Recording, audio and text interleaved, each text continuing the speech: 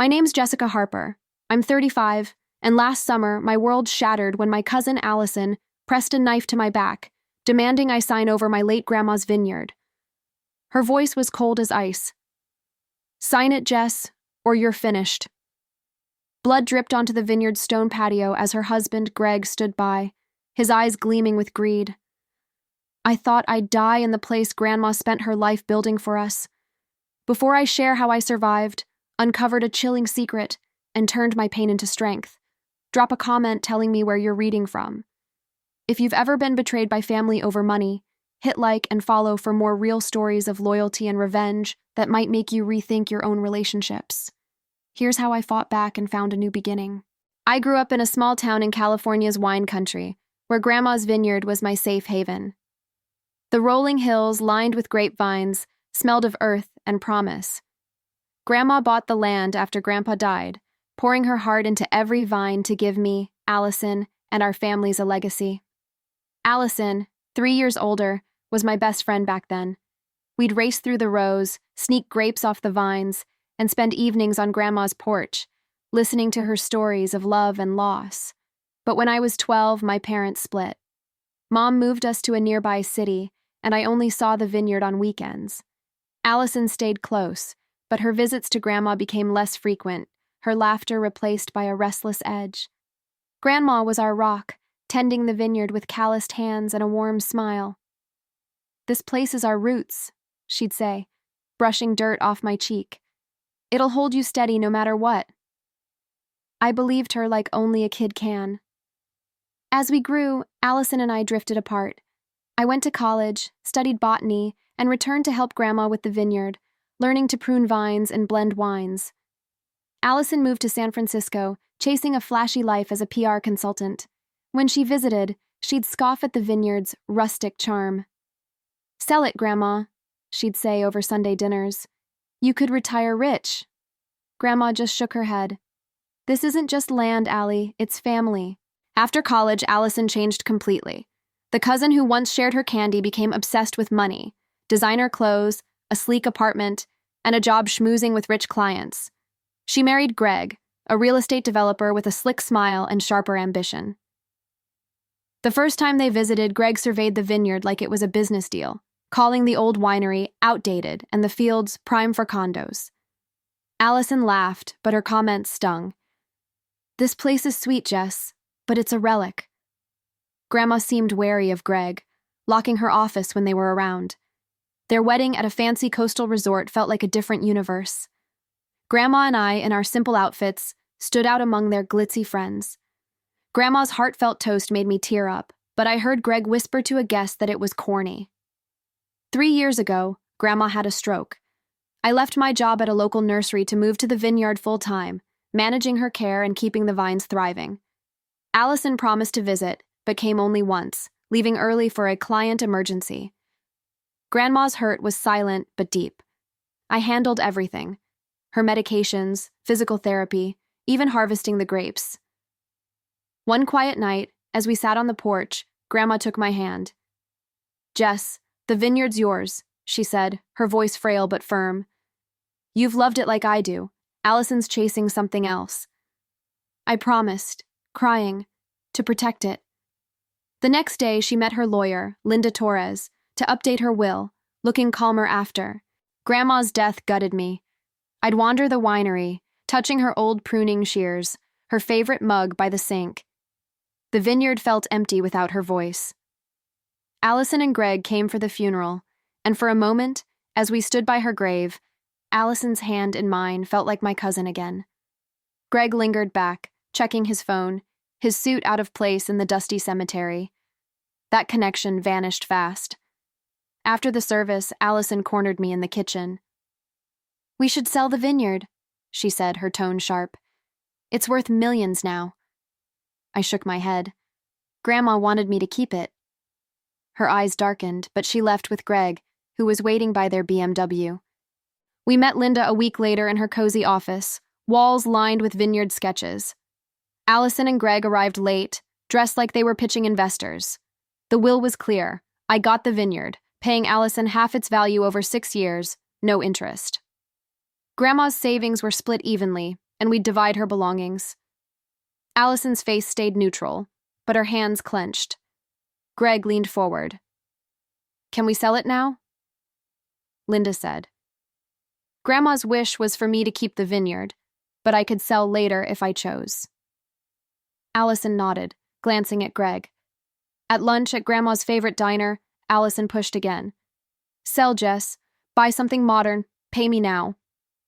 Greg added, "Vineyards are risky. Cash out."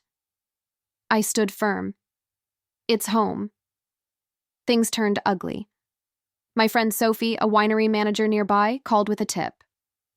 "Allison and Greg are broke," she said. "They owe $200,000. Greg's bad real estate deals, Allison's spending." Their push for the vineyard made sense. They needed money fast. I lived simply on my savings. The vineyard paid off. I wasn't giving up Grandma's legacy to fix their mess. Allison's calls became vicious. "You're greedy, hoarding that vineyard," she yelled. "Grandma babied you, leaving you stuck in this backwater." Greg texted, "Family helps family. Do what's right." Relatives, fed Allison's lies that I'd manipulated Grandma, called to pressure me. Then strange things happened. A woman in a silver SUV watched the vineyard, driving off when I approached. A week later, I found a gate unlocked, a realtor's card in the winery office. Allison admitted letting a realtor in with Grandma's spare key. "I thought a valuation would change your mind," she said. Furious, I changed every lock. The threats escalated. Allison called late, voice slurred. "You'll be sorry," she hissed. Scratches appeared on my new winery door. Sophie urged me to act. "Allison's unhinged, Jess." I installed security cameras and met with Linda, who advised documenting everything for a restraining order. My neighbor, Mr. Callahan, a retired firefighter, saw a man in a suit checking my fences. "Looked like Greg," he said. "I'll keep an eye out." Sleep became impossible. I'd check locks obsessively, dreaming of Allison trapping me in the winery as it burned. One day, I found the vineyard listed online for sale, with photos of my bedroom, Grandma's office, labeled Development Opportunity. The realtor, Greg's friend, thought Allison had permission. Linda's legal threat got it removed, but Allison's texts grew darker. "You can't run forever." My health crumbled. Panic attacks, no appetite, crying during breaks at the nursery where I'd returned part-time. My boss suggested time off. Grandma's words, "This place is our roots," kept me fighting. One foggy morning, a note was slipped under my door, no stamp, in unfamiliar handwriting.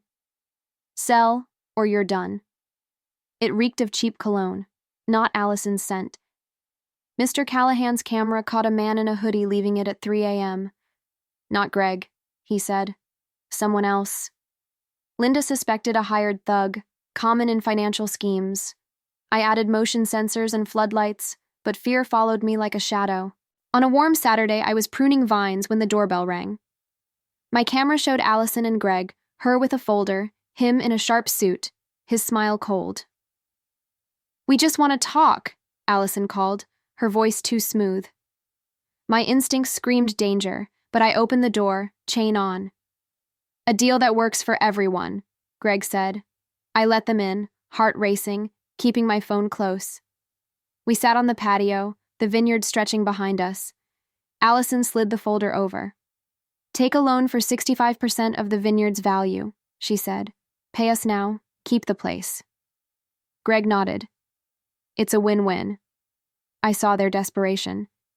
"You want me to go into debt to save your lifestyle," I said. Allison's calm snapped. She shoved her chair back, grabbed my arm, and slammed me against the stone wall. A wine glass shattered. Pain burned my back. "Sign it," she screamed, pulling a knife from her purse. Greg pinned my arms, forcing me to the ground. My head hit the patio, blood pooling. He kicked my side, once, twice, stealing my breath. "Sign, or you're finished," Allison yelled, the knife at my back. I curled up, vision blurring, tasting blood. Greg picked up Grandma's heavy brass lantern, raising it high. Allison's voice was venom. "Sign it, Jess, or you're finished."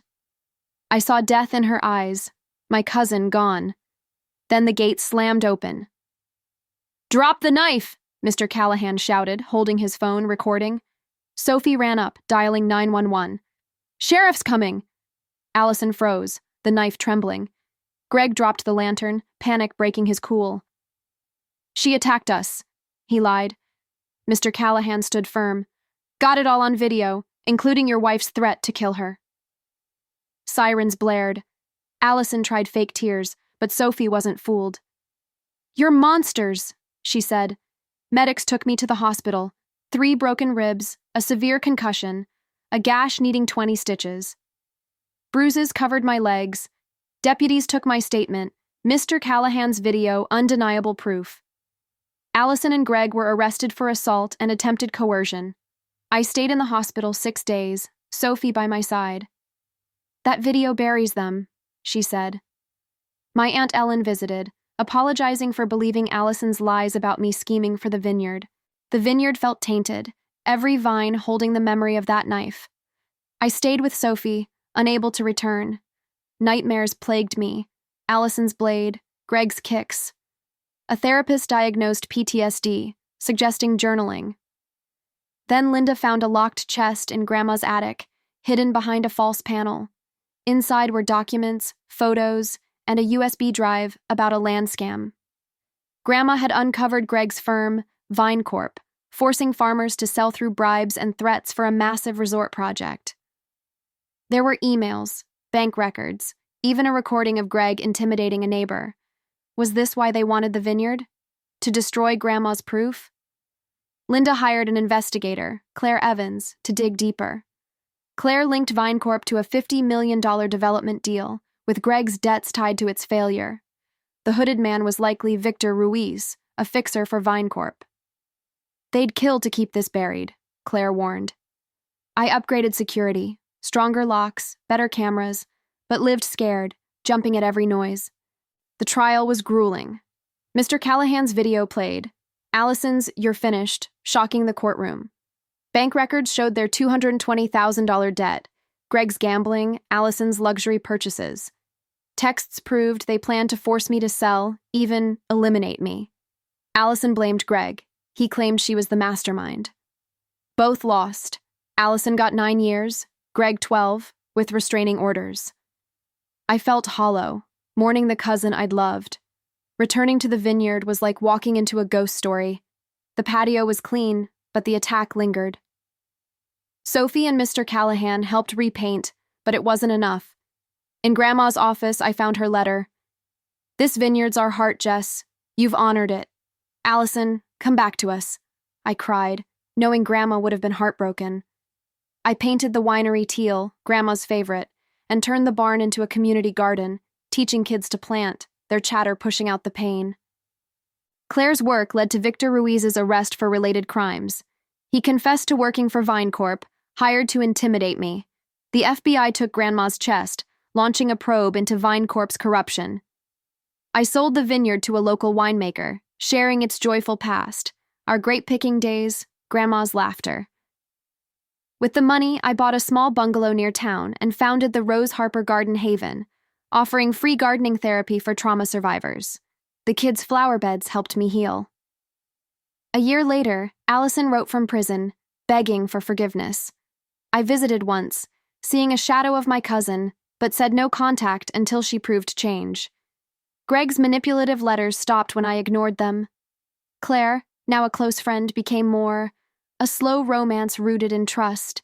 I started a horticulture degree, planted a rose garden for Grandma, and built a new family with Sophie and Mr. Callahan. Allison's betrayal taught me family isn't just blood. It's who stands by you. Share your stories of betrayal or resilience below. Like and follow for more calm revenge story tales. I'm Jessica, living my truth, proving the best revenge is blooming brighter than ever.